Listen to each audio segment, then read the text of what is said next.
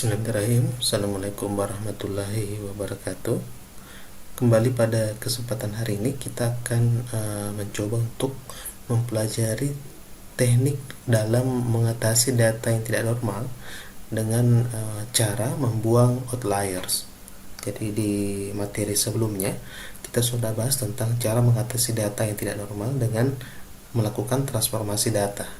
Sekarang kita coba untuk cara yang kedua, yaitu dengan membuang outlier. Nah, apa itu outliers? Jadi outlier adalah data yang memiliki skor ekstrim, baik ekstrim tinggi maupun ekstrim yang rendah. Cirinya adalah data tersebut terlihat sangat jauh berbeda dengan data yang lainnya. Adanya outlier dapat membuat distribusi skor condong ke kiri atau ke kanan. Nah, di sini para ahli berbeda pendapat mengenai outlier ini. Ada yang berpendapat bahwa outliers ini harus dibuang karena akan mengacaukan pengujian statistik berikutnya. Sedangkan pendapat yang lainnya mengatakan bahwa harus mempertahankan nilai outliers ini sebab faktanya di lapangan memang kondisinya demikian. Nah, di sini kita akan mencoba untuk mengambil pendapat yang pertama, yaitu bagaimana cara untuk membuang outlier dalam data yang berdistribusi awalnya tidak normal. Setelah itu kita akan melakukan pengujian kembali apakah setelah dibuang outliernya itu menjadi normal atau tidak. Nah, sekarang bagaimana caranya mengetahui outlier dalam output SPSS? Ya, jadi bagaimana caranya mengetahui outlier tersebut? Jadi pertama adalah kita melihat data di outputnya, dalam hal ini di bagian box plot ya, box plot. Di situ akan kelihatan data mana saja yang terindikasi sebagai outliers. Nah, dari gambar box plot tadi itu akan kelihatan ya data mana saja yang terindikasi merupakan data ekstrim atau outliers. Jika data berada di atas kotak, maka menunjukkan data tersebut itu data ekstrim tinggi. Sedangkan jika berada di bawah kotak, menunjukkan bahwa data tersebut adalah data ekstrim rendah. Semakin jauh dari kotak, maka semakin ekstrim data tersebut. Selanjutnya kita akan coba dengan contoh. Nah, di sini kita punya contoh ya, ada dua variabel bebas X1 dan X2 dan satu variabel terikat yaitu Y. Nah, sebelumnya kita uji terlebih dahulu masing-masing data ini apakah sudah berdistribusi normal atau tidak. Jadi kita pilih analyze, kemudian non-parametric test, legacy dialog, kemudian one sample KS. Di sini kita pindahkan semua variabel ke test variable list, lalu oke. Nah, di sini kita lihat di asymmetric-nya untuk X1, X2 sama Y, nilainya semuanya masih lebih kecil daripada 0,05. Berarti ketiga data ini itu masih belum berdistribusi normal. Selanjutnya kita akan coba melakukan pengujian secara bersama-sama untuk variabel X1, X2 dan Y dengan melihat terlebih dahulu bentuk persamaan regresinya. Kita pilih dulu di sini analyze, kemudian regression, baru linear. Tempatkan Y pada variabel dependent, X1 dan X2 di independent. Sini kita tampilkan nanti nilai residualnya, kita centang ini standardize, continue, dan oke. Kita berikan dulu output ini. Di sini sudah muncul nilai residualnya. Nah, inilah yang kita akan uji dengan Kolmogorov-Smirnov. Kita pilih kembali analyze, kemudian not parametric test, legacy dialog, kemudian one sample KS. Kita reset dulu, pindahkan standardize residual ke test variable list. Jadi kita akan uji kembali nilai residual daripada variabel X1, X2 dan Y ini apakah sudah berdistribusi normal atau belum. Lalu klik OK.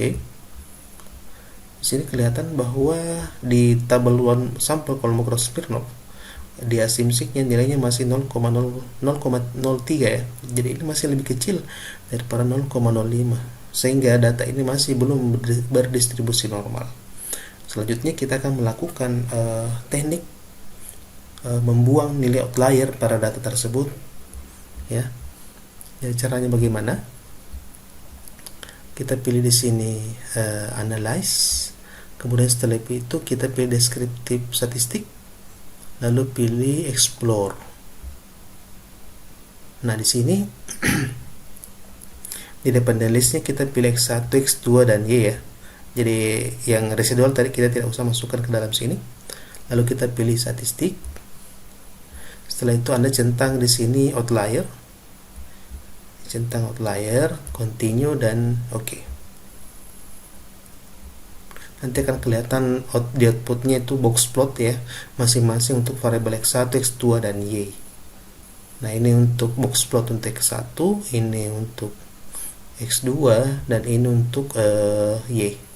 Nah, untuk X1 kita catat dulu yang ekstrim ya. Nah, ini ada dua nilai data ekstrim, yaitu data ketiga dan data ke-17 untuk variabel X1. Kita catat dulu di sini. Jadi data ketiga dan data ke-17 untuk variabel X1. Kemudian untuk X2 itu adalah data ke-6 dan 11. Sedangkan untuk Y kita lihat tidak ada ya. Jadi untuk Y itu tidak ada data yang ekstrim. Nah, sekarang dari informasi yang kita dapatkan dari output box plot ini, kita akan melakukan membuang nilai outlier berdasarkan output box plot tadi dari data yang awal ya. Ini saya hapus dulu. Oke, kita kembali tarik ke sini. Kita mulai dari bawah ya. Jadi kita mulai dari data yang terbesar dulu. Di sini data ke 17, 11, 6 dan 3. Jadi ke 17, 11, 6 dan 3. Ya. 17, 16, 17, 11, 6 dan 3. 17, 11, 6 dan 3. Oke, sekarang kita clear. Artinya kita hapus ya outlier tadi, karena data ini berpotensi nanti menyebabkan datanya menjadi tidak normal. Kita clear. Oke. Sekarang kita uji kembali satu persatu untuk masing-masing variabel ya. Kenormalan datanya. Kita pilih non parametric test, legacy dialog, kemudian one sample KS.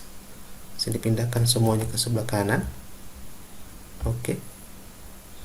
Kita lihat nilai daripada nilai one asymmetric daripada masing-masing variabel.